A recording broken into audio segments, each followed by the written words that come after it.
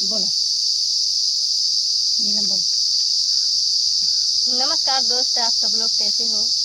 आशा करती हूँ आप सब लोग स्वस्थ होंगे, मस्त होंगे, अपने कार्यों में व्यस्त भी होंगे। देख रहे हैं आप सबके मनोरंजन के लिए मैं बाग में आई हूँ वीडियो बनाने के लिए।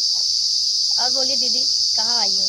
तो आज हम आए हैं दोस्तों, जहाँ पे हम ज़मीन लिए हैं यहीं पे लिए हैं दोस्तों। तो हमने सोचा चलो अपने फ्रेंड लोग को दिखा भी देते हैं यहाँ का लुक कैसा लग रहा है, आप लोग बताइएगा। यूट्यूब का पैसा है? अरे यार यूट्यूब पर पैसा वही नहीं मिलता है, यहाँ दीदी का हमारे 2 चैनल बताइए हैंग हो गया है। यूट्यूब पर बताइए पैसा आते आते ही चला जाता है। तो दोस्तों इनका जरूर ध्यान देना, ध्यान से सपोर्ट करना। और इन दीदी का भी इसी तरह से हो गया है। दीदी अपने चैनल का नाम बता दीजिए। तो दोस्तों मेरे चैनल का नाम है नीलम अवधि गीत। आप लोग इस पर प्यार दुलार अपना आशीर्वाद देना, खूब भर भर के प्यार दुलार आशीर्वाद देना। सबके बीच में आ जाए। और पता है चैनल चला गया है, उसका बहुत रोती हैं दीदी, जान लो। के पीछे हाल क्या हुआ है वो तो हम ही जानते हैं। चलो ठीक है, ले चलती हूँ बहुत प्यारे गारी गीत पर। गाड़ी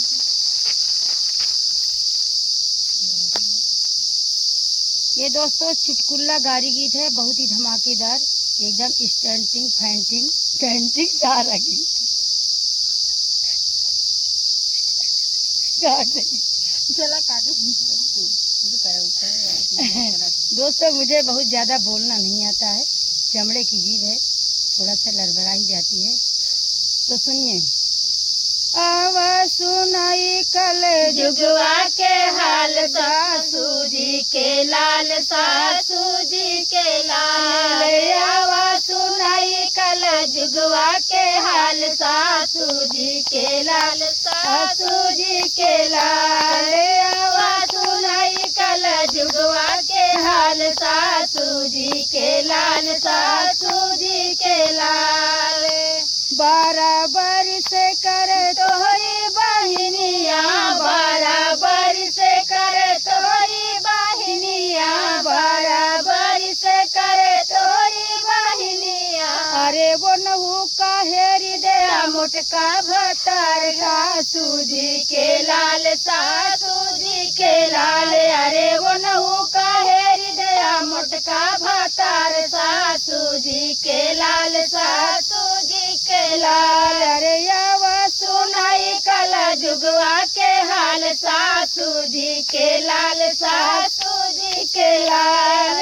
आवाज सुनाई कल जुगवा के हाल, सासू जी के लाल, सासू जी के लाल। आवाज सुनाई कल जुगवा के हाल, सासू जी के लाल, सासू जी के लाल। बुआ तो हरी गली गली मचावई, बुआ तो हरी गली गली नाचे, बुआ तो हर गली गली नाचे। वो नहू का हेरी देता बुढ़वा भतार, सासू जी के लाल, सासू जी के लाल। अरे वो नहू का हेरी देता बुढ़वा भतार, सासू जी के लाल, सासू जी के लाल। आवाज सुनाई कल जुगवा के हाल, सासू जी के लाल, सासू जी के लाल।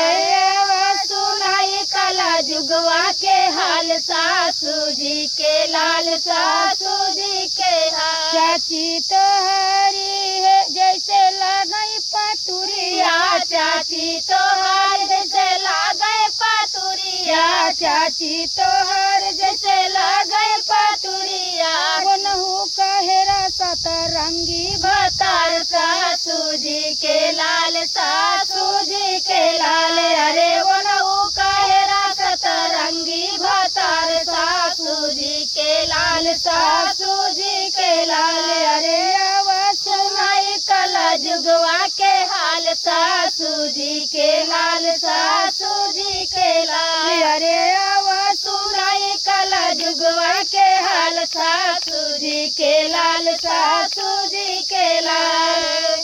आवाज सुनाई कल जुगवा के हाल, सासू जी के लाल, सासू जी। माई तो हरी जैसे लगई लाउंडिया, या माई तो हार जैसे लागे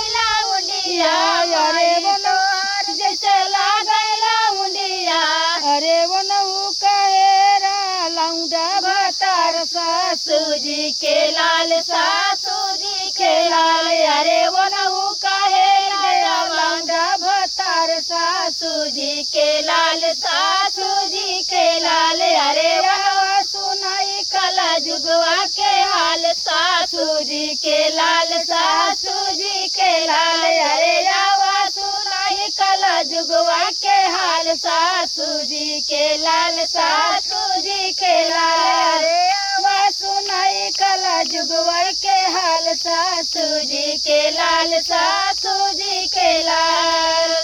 तो दोस्तों ये गाली गीत कैसा लगा आप लोग कमेंट में जरूर बताइएगा, और नेक्स्ट वीडियो में और नेक्स्ट नए नए गाली गीत के साथ फिर मिलेंगे, तब तक के लिए बाय बाय बाय।